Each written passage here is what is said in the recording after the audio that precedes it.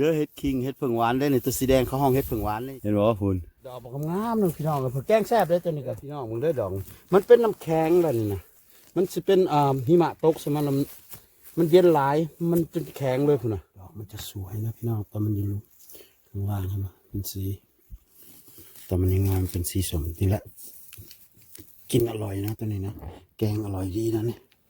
เห็นไหมมันอยู่ข้างล่างมันจะเป็นสีนี้แต่พอมันขึ้นมาวิทมันจะเป็นสีแดงเห็นบ่เห็นบ่ Hello everyone สบายดีสวัสดีครับ Welcome to Best Clean Nature Channel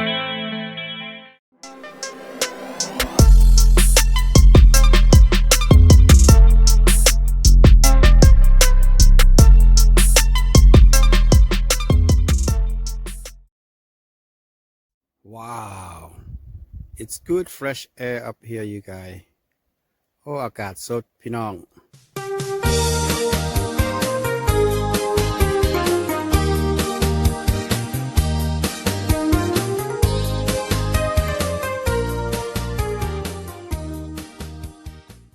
Hello everyone สบายดีสวัสดีเด้อเฮ็ดคิงเฮ็ดเพิ่งหวานได้ในตัวสีแดงเขาห้องเฮ็ดเพิ่งหวานนี่จานแม่นบ่3 ดอกห้ามจับแต่ละมึงเด้อพี่บ่กลายนึง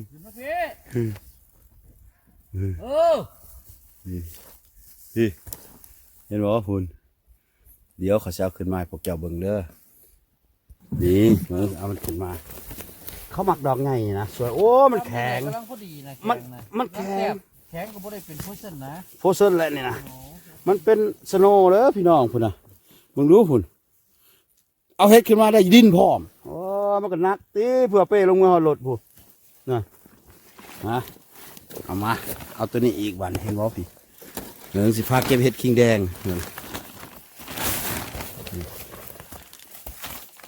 ห่านให้บ่เห็นบ่โจรเป็นหลักของข่อยเลยเห็นบ่เบิ่งเด้อพี่น้องบึกใส่เสื้อสีแดงกับยันเลยครับหูเพิ่นห่วยเซฮายได้ไหมเฮ้ยถามสบายดีทั่วโลกนะแม่พี่น้องทั่วโลกเบิ่งเลยนี่จานยิสุขี้คุยหลายเบิ่งเลยนี่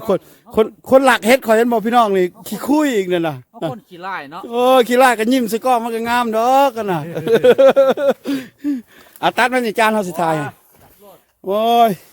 เอาแต่3 ดอกแล้วไปเพิ่นอยากมาเข้ากล้องน้องข่อยนี่ล่ะข่อยฮู้แล้วเพิ่นอยากเซฮายพี่น้องเอ้าที่ข่อยได้บ่นี่โอ้เซกล้องดอกบ่งามๆนึงพี่น้องเพิ่นแกงแซ่บได้ตัวนี้ก็มันก็เป็นก็คือกันกับเห็ดบ้านเฮาแหละเห็ดผึ่งหวานมันจะคือเห็ดโซเวียตสิบ่จานมันจะคือมันออกอยู่โซเวียตก็หม้อเดียวกันเนาะ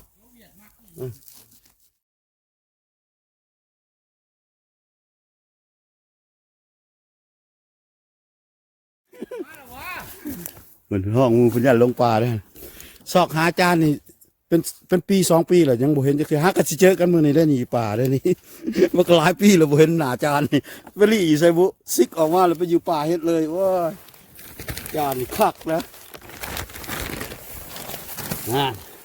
เด้อพี่น้องมึงเด้อดอกมันเป็นน้ำแข็งแบบนี้นะมันสิเป็นหิมะตกสมันเย็นหลายมันเป็นแข็งเลยพุ่นน่ะนักอีกแล้วนี่บริถือได้นี่คนหนองคายนี่ห้องยากคนหนองคายนี่เจ้าคนบ้านไหนเจ้าโมเมนน้องคายวะเสิร์ชใส่เสื้อแดงน้องคายมาสิ Hey guys I find this is king red cap เห็ดผึ่งหวานพี่น้องตอนมันยังน้อยมันดอกมันจะเป็นอย่างนี้นะว่ามันใหญ่มามันก็จะมันใหญ่มามันจะเป็นสีหนึ่งอีกเป็นสีเบอร์กันดีตอนนี้มันยังเป็นสีสมอยู่ตอนมันยังงามเป็นสีสมนี่แหละกินอร่อยนะตัวนี้นะแกงอร่อยดีนะนี่เห็นไหมดอกมันใหญ่ไหมเพื่อนข้าวเจอเบอร์ 1แล้วนี่สีมันสวยนะนี่มันอยู่ข้างล่างมันจะเป็นสีนี้แต่พอมันขึ้นมาวิทมันจะเป็นสีแดงหรือเบอร์กันดีนะเขาจะเรียกเบอร์กันดีตัดตีนมันทิ้งตีนมันเอาไปนั่นไม่ได้หรอกเดินไกล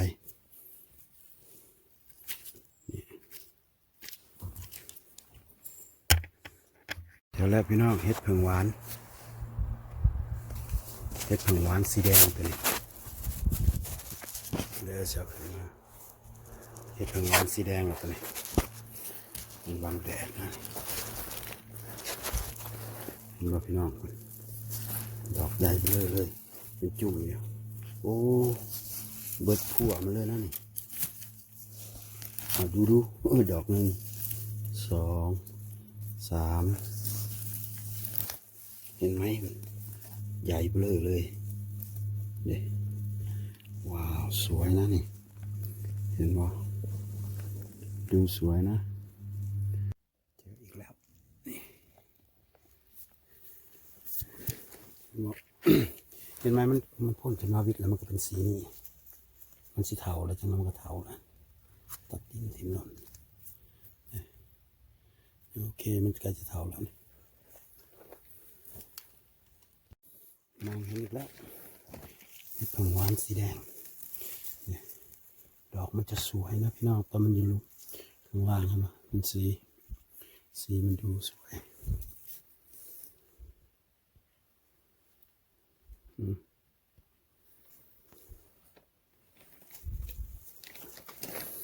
ตัดก่อน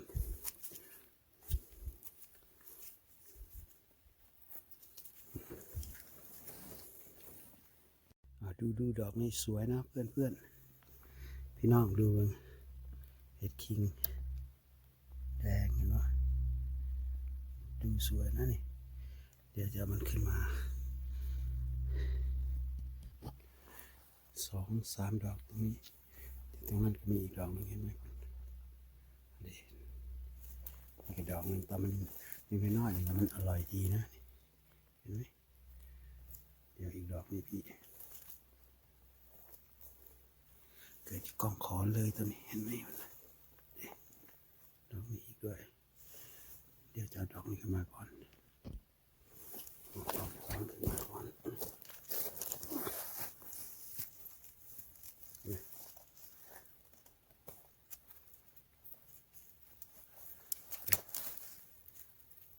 สวยนะดอกมั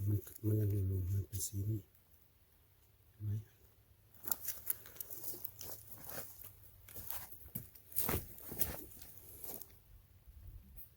เอาตัวเล็กขึ้นมาด้วยนี่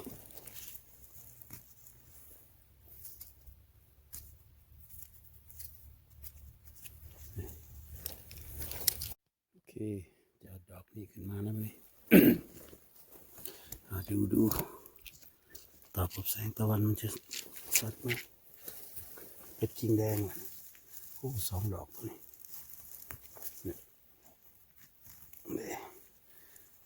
เห็นบ่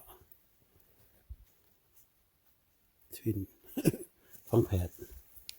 เอาตีมันออกมันจะกระเมือนำดอกมันนักตีมันกินที่ดอกมันสำเร็จโอเคแล้วตัวนี้ก็ไม่ตัวนี้ก็สองด้วยนะตัวนี้ก็ฟังแผดเห็นไหมฟังแผดเขาฟังแผดยืนนำกันมันทวิน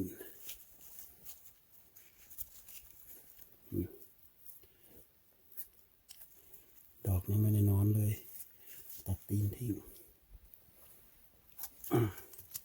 บอกไปดอกตีนมันนัก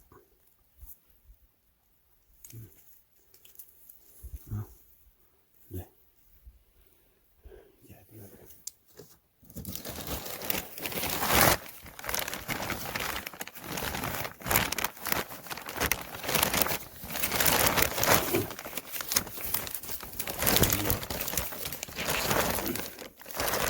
ดู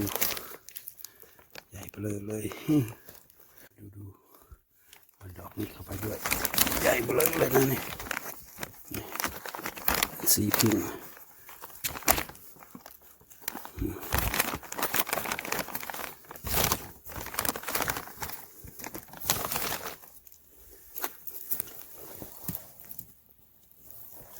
อีกตัวอยู่ที่นี่